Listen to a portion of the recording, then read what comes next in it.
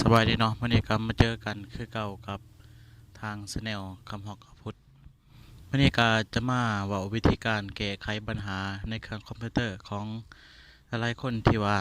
บ่เห็นภาษามันแสดงขึ้นในแถบแถบเทสบาร์เนาะหรือว่ามันแสดงขึ้นอยู่แต่ว่ามันบ่มีภาษาลาวเนาะวันนี้แม่นจะมาบอกวิธีการแก้ไขเพิ่มภาษาลาวเนาะ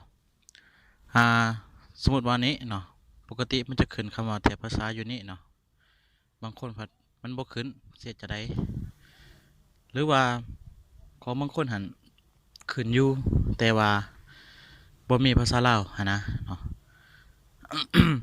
นี่เท่านี้เนาะเบิ่งเนาะนี่มันมีแต่2ภาษามีภาษาอังกฤษแล้วก็ภาษาไทยแต่ภาษาลาวบ่มีอ่าไม่เฮาจะแก้จะได้เนาะเฮามาเบิ่งวิดีโอนี่ให้จบก่อนอื่นหมดก็อย่าลืมกดไลค์กดติดตามกด Subscribe 2 YouTube ให้เด้อเพื่อเป็นกำลังใจในการเฮ็ดคลิปต่อไปเฮามาเบิ่งวิธีการ เฮามาเบิ่งวิธีการเนาะมานี่วิธีการแก้ไขปัญหาของมันว่ามันจะมีแบบใดเฮาก็สามารถแก้ไขปัญหาโดยง่ายๆเนาะที่ว่าหลายคนรู้จักกันเนาะและเคยเข้าตอนลง Windows เข้าไปที่ปุ่ม Start ตัวนี้นี่นะถ้า Windows 7 นี่ มันจะมีขึ้นคล้ายว่า Control Panel อยู่ตรงนี้เลยเราสามารถคลิกเข้าไปตั้งค่าเลย แต่ว่าถ้าหากว่าเป็น Windows 8 Windows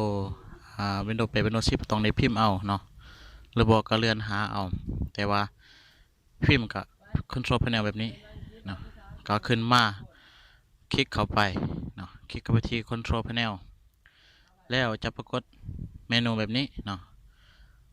ปกติแล้วมันจะขึ้นแบบนี้แต่ถ้าหากว่ามันบ่ขึ้นแบบนี้เนาะให้เข้าไปที่คำว่า View by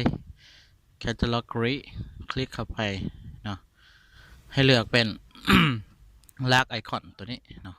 แต่ว่าถ้าหากว่าเราบ่อยากคลิกตัวนี้เนาะถ้าเราใช้ตาดีนะเพราะว่าเมนูแบบนี้นี่มันเขียนตัวน้อยๆหลายเนาะเราก็สามารถคลิกเข้าไปเลยตัวนี้นะคลิกไปที่ Clock Language and Region แล้วมองไปหาคำว่า Change Keyboards or Author Input Methods นี่วิธีตัวนี้เป็นบ่อยากแนะนำปานใดเนาะคลิกตัวนี้นี่คลิกเข้าไปมันก็จะขึ้นให้เฮาแต่ว่าเฮาอาจจะสายตาบ่ดีให้หยังนะแนะนำวิธีตัวทมิดดีกว่าเนาะครับวิธี View by เลือก Catalog แล้วก็เลือกล่างไอคอน แล้วมองหาคำว่า Region and Language แล้วคลิกเข้าไปตัวนี้เนาะแล้วจะปรากฏเมนูนึงขึ้นมาแบบนี้แล้วคลิกไปที่แถบเมนูบาร์คำว่า Keyboards and Language เนาะเบิ่งเด้อตัวนี้คลิกเข้าไปในนี่แหละแล้วจะเห็นคำว่า Change Keyboards คลิกเข้าไปเห็นบ่เขาจะปรากฏเห็นคำว่าภาษาไทยและภาษาอังกฤษอยู่บนนี้ภาษาลาวบ่มี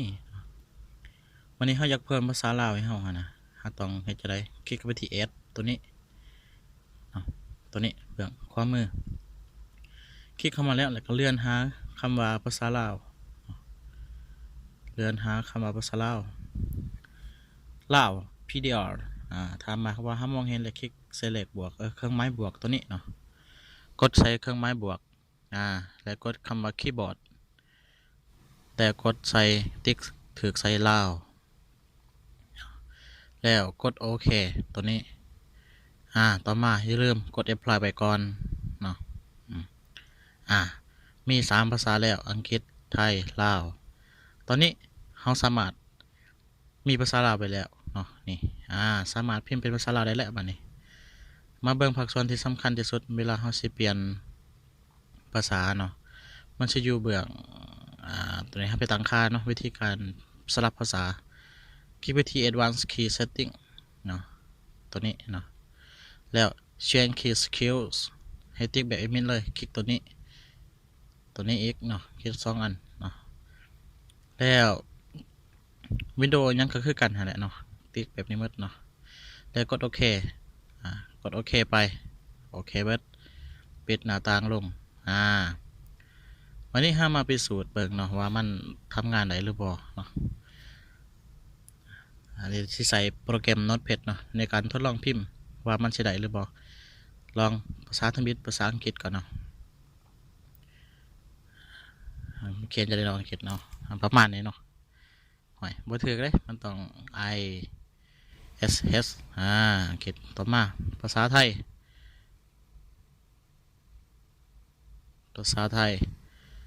ไทยต่อมาภาษาลาว ภาษาลาวภาษาลาวเรียบร้อยเมื่อนี้ถือว่าวิธีการแก้ไขปัญหาที่ว่าในคอมพิวเตอร์เครื่องหน่วยใดที่ว่าบ่มีภาษาลาวก็แม่นมีสำนี้บ่เข้าใจหม่องใดหรือว่ามีคำถามอะไรก็สามารถคอมเมนต์ลงไว้ในใต้คลิปวิดีโอได้แล้วจะมาเฮ็ดคลิปวิดีโอสอนเนาะเมื่อนี้ถือว่าวิดีโอแม่นจบสำนี้อย่าลืมกด Subscribe กดไลค์กดแชร์วิดีโอให้แบ่งปันข้อมูลดีๆเพื่อสู่สังคมเราเฮ็ดเราได้เราเสร็จเราเจริญเนาะขอขอบใจ